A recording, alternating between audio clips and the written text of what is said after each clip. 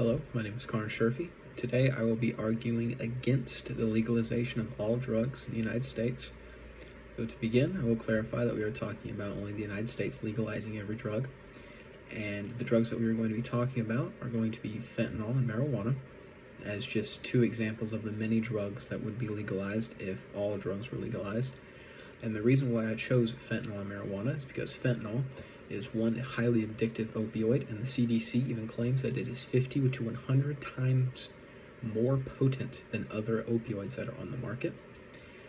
And marijuana because it is the most widely available, and it is used as a gateway drug, and many states in the United States still have not legalized it, even though there has been a push to nationally or federally legalize it.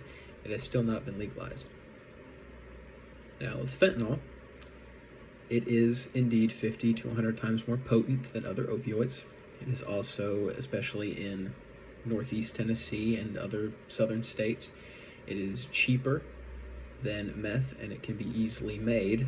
As the CDC claims, it is one of the most potent and also one of the most deadly opioids, as it is highly addictive, and most clinics who prescribe it don't prescribe it in the right dosage, so people get hooked on it very easily, and they will overdose. It is very easy to overdose on fentanyl. Law enforcement and emergency responders can use naloxone, which will bring you back to life in a sense if you have overdosed on opioids, but it is not 100% effective, and if it's not within a certain window of time, it will not be effective, and you will succumb to that. It also causes problems in and of itself using naloxone.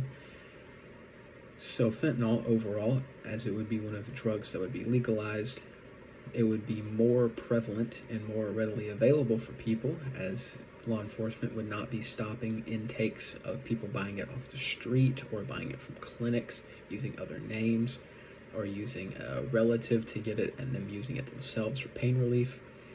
Even though in a setting where a clinic or a doctor prescribes it, it is a good form of pain relief, and it is used, if it is used how it's supposed to be used, it is very effective.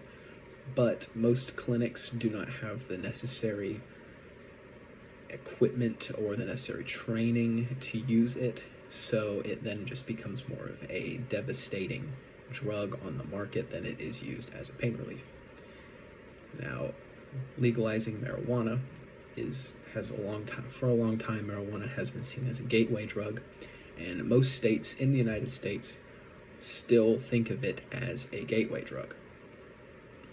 And the reason for that is because, well, you use marijuana, then you want something that gives you a little bit more of a high, so then you'll go to something like cocaine or something like that that gives you a better high, and then you need something more. You might end up even using fentanyl, which is extremely dangerous.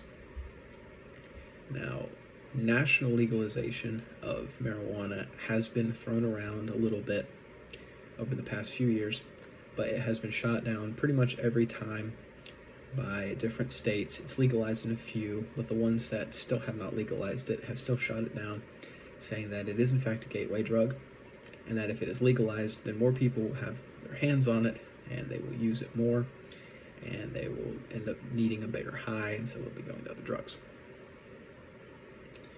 Now, can regulations on those, even if everything is legalized, can a few regulations help? Well, in my opinion, no. Because if you do get hooked on these drugs, as the CDC says, you will need more. You will need a better high, you will need more of the product that you have. So I feel like if regulations were prevalent, it still wouldn't matter too much, because since everything is legalized, people would still get their hands on anything that they needed. And the potential benefits of legalizing all drugs just do not outweigh all of the negatives. The benefits would be people who have back pain that have been turned away from it, or they have any other kind of pain, like through cancer treatment. Marijuana has been shown to improve pain management through people who have cancer treatment, back pain like that.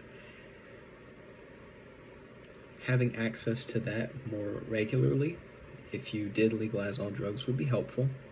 But at the same time, people who just recreationally use it, who do not have problems, would also have more access to it.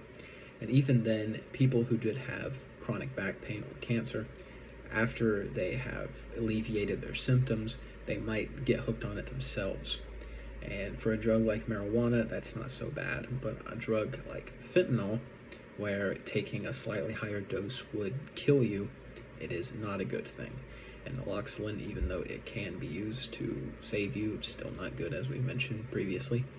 So that is just not a good trade-off to have. Overdosing on fentanyl there's very slight chance that you do live from that. Now, the crime rate of legalizing all drugs.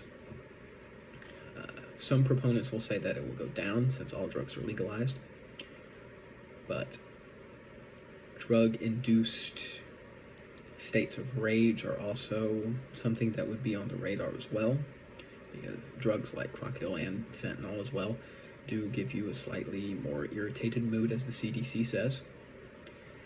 So using those would make you more agitated and would lead to more violent crimes. And in conclusion, I do believe that it would be more negatives than positives if we did legalize all drugs. So therefore, I do believe that we should not legalize all drugs. And for the stock issues that I have proposed, that is the reason why that they should not be legalized. Thank you very much.